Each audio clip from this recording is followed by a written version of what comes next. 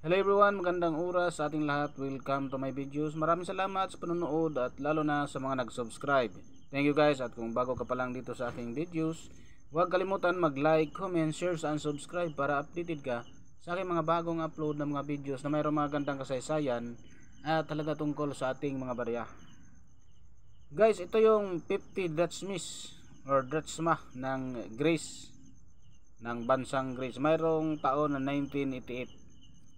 So bago tayo magpunta guys doon sa ating siling online guys na inasahan, tapusin muna natin ang kanyang features dahil napaka-importante rin na malaman din natin ang tungkol dito sa baryang ito guys ng Greece.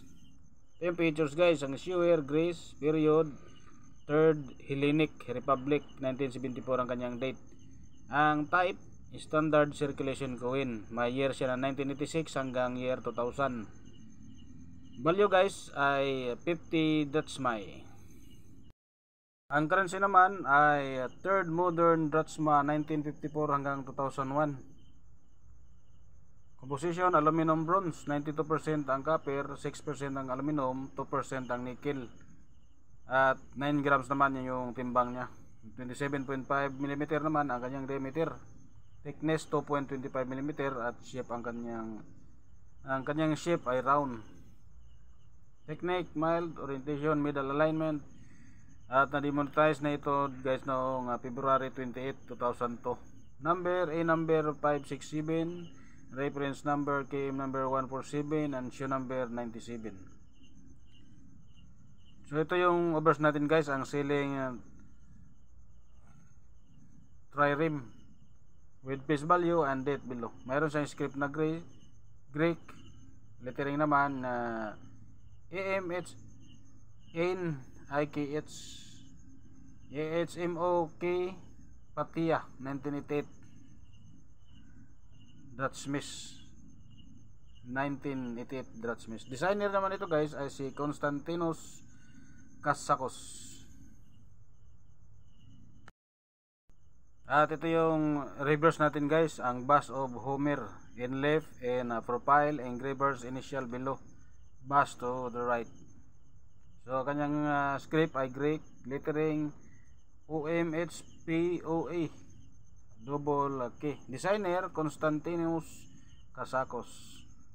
Age ay readed. Ang kanyang mint naman ay National Mint of the Bank of Greece, Athens, Greece, 1972 ang kanyang date. May comments dito guys, ang Homer, the supposed author of the early Greek poems, the Iliad and the Odyssey. So ang ating 1988 guys, mayroon siyang 59% sa kanyang mintage na 23,589,000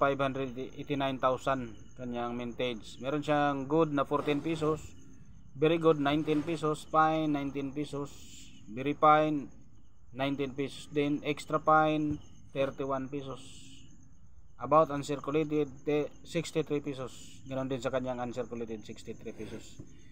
At naka-display ito guys sa ating carousel siling online ng 4,572 pesos and 56 centavos.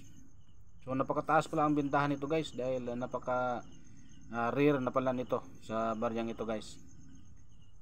So mabot ng 4,572 pesos and 56 centavos sa ating selling online sa carousel. Maraming salamat sa panonood guys at God bless sa ating lahat.